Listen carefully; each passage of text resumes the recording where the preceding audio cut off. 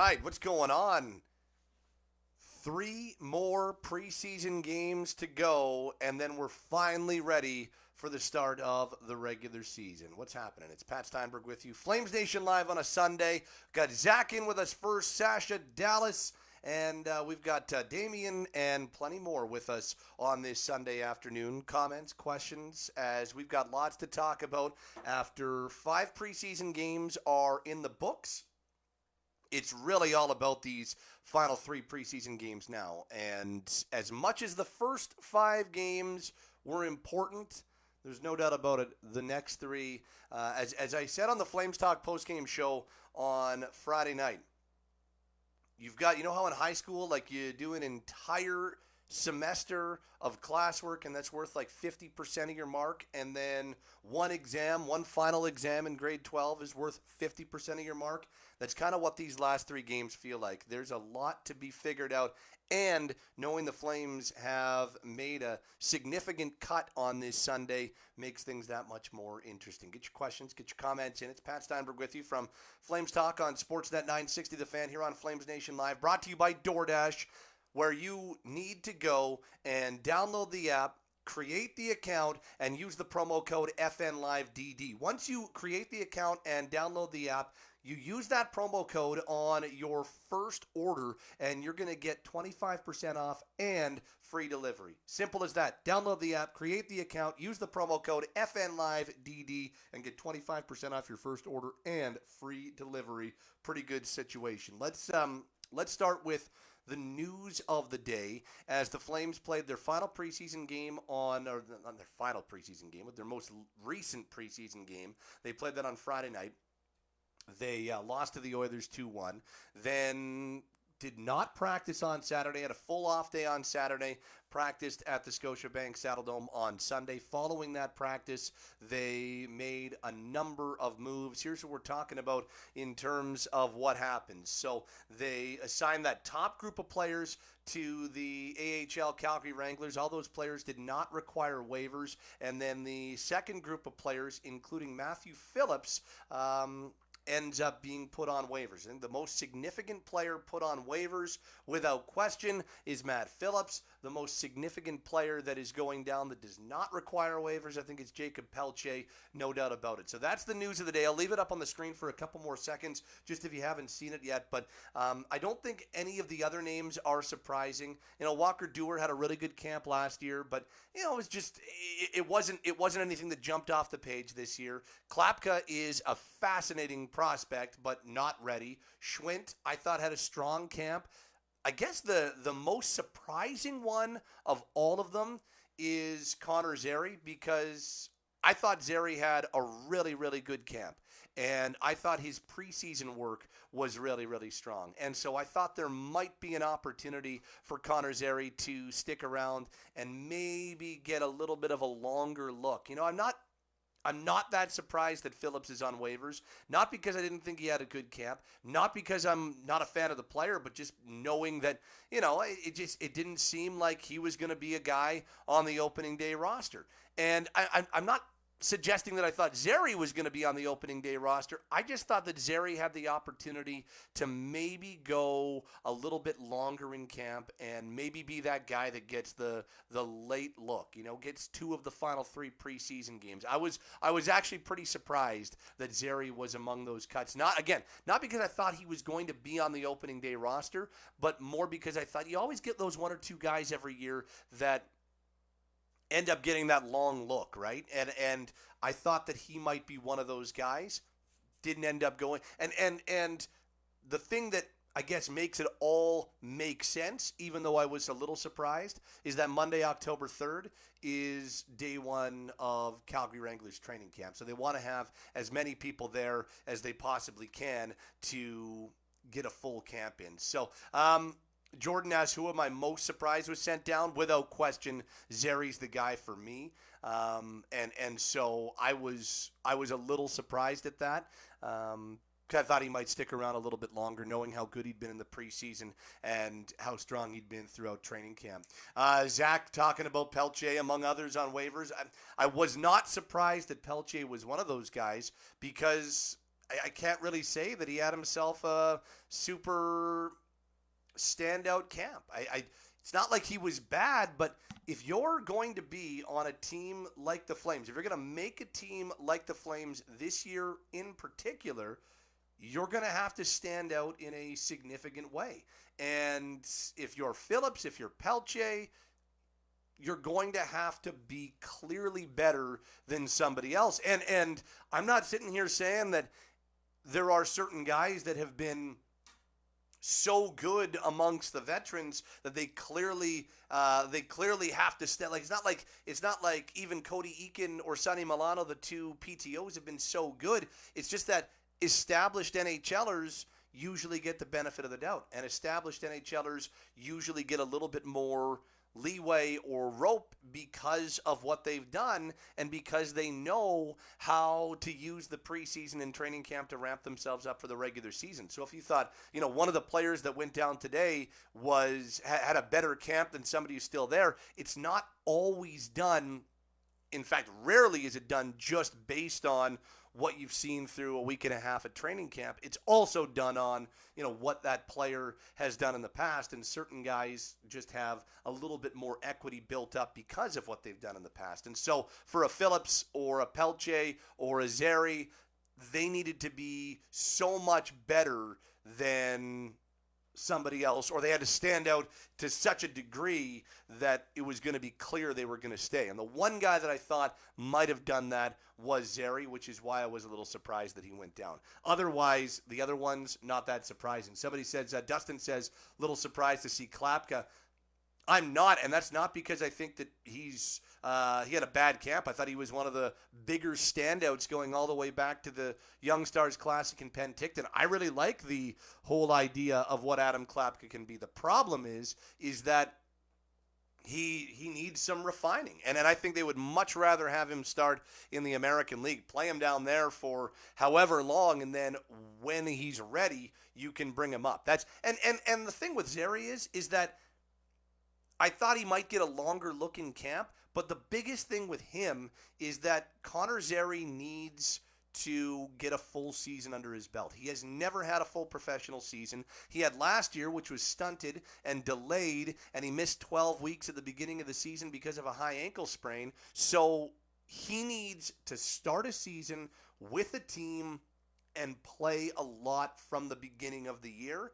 And that's why, as much as I was surprised that he did not get 1 or 2 or 3 more preseason games, I do think it's good that he has had a good camp. He has definitely made an impression and is now going to go to the American League and start his first full professional year. And I think there's a lot to like. All of a sudden, Connor Zary feels like one of the top prospects in the organization. And maybe over the last couple of years, it hasn't felt that way. Dallas says Lewis, Rooney, Ruzicka should be the fourth line. Problem with that is I don't know how comfortable Adam is playing on the wing. I certainly didn't like him all that much when he played on the wing on Tuesday night in Seattle. Did not look very comfortable. I don't know if I like the idea of him on the right side either. There does seem to be, with the way things are set up right now, there does seem to be a little bit of a gap or a missing piece. They're missing a little bit of wing depth. There's no doubt about that. And while I don't think they need to go out and make a trade right now, and they have to have that set before the start of the regular season, there clearly is a need there right now. And I'm curious how that need can potentially be filled throughout the regular season. What if somebody emerges and really starts to cement themselves there, whether they sign a PTO and that player ends up growing into that spot, or whether it's somebody else who is able to prove that, yes, you know what, while it didn't look good in training camp, I'm going to start to solidify myself in this spot. I am curious to see how that plays out as the preseason, but even as the regular season goes on, because I don't think it's unless they do make a trade, I don't think it's going to be fully solved before the start of the regular season. Jeffrey says, hasn't Uyghur looked incredible as number one? Do you think he'll run the power play? I think Rasmus Andersson is the guy that they have pegged to run the power play right now, or the power play one. That's what we've seen most of throughout training camp. Now, that can change. They've gone the 4-forward, 1 defenseman look on the first power play unit, and they've gone with the 3 forwards, 2 defensemen on the second unit, and the 2 D-men on the second unit have been Hanifin and Uyghur. So I do think that Uyghur's going to get power play time. I just don't know, at least to start the year, I don't know if he's the guy they're going to peg to run power play 1. I think Rasmus is going to be that guy, and I'm okay with that because I think Andersson has a lot of upside when it comes to running a power play. So I'm actually with the 4 forwards that they've used on power play 1, Huberdeau, Kadri, Lindholm, Toffoli, along with Andersson.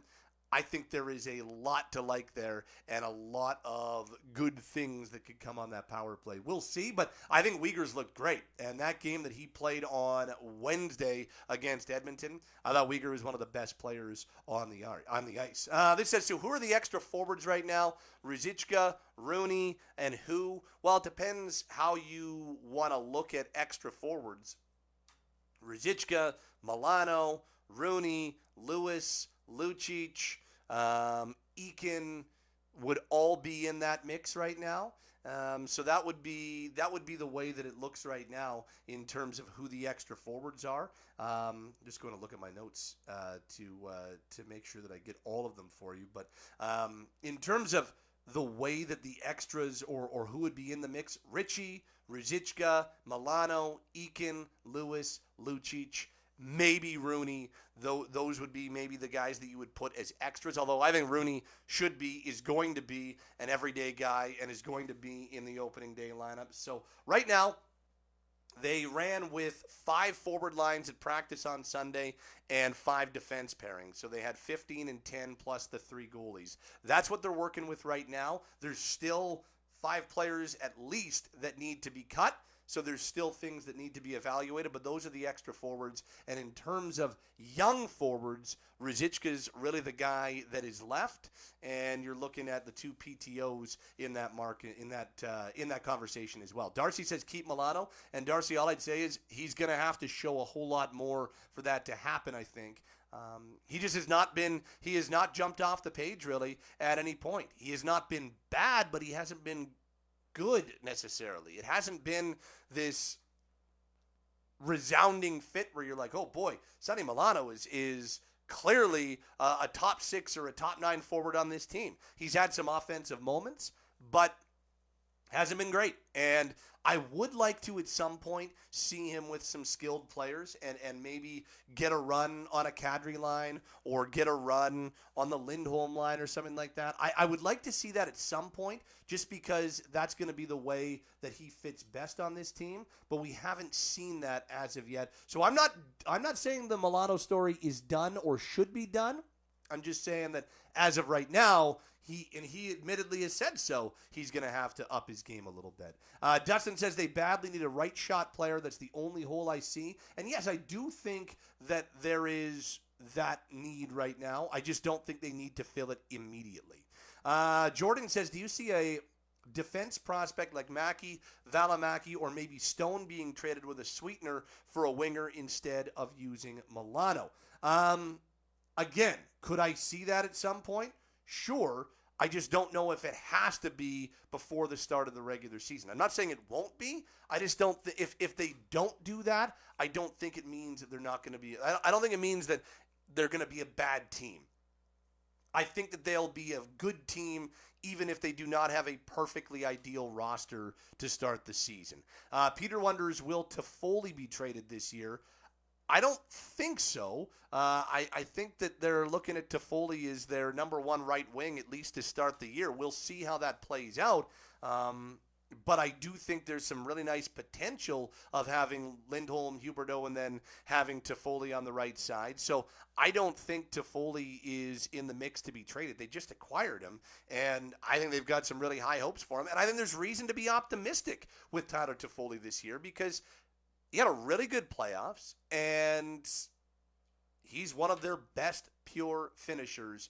They do not, other than him and Lindholm, and maybe Mangiapane, but I don't see Mangiapane as that outside shooting threat the same way that I do with Toffoli and Lindholm. I mean, those are their two best snipers, and having them on the same line with one of the one or two best passers, distributors in the National Hockey League in Huberdeau, I like that idea.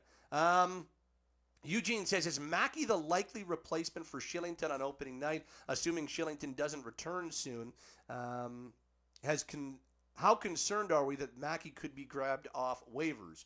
I'm very concerned that Mackey could be grabbed off waivers. In fact, if I were to say the guy, and this includes the guys on waivers right now as we're talking about this, the guy that I would be most concerned about losing on waivers would be Connor Mackey right now, because he looks like a guy that a team would be very interested in.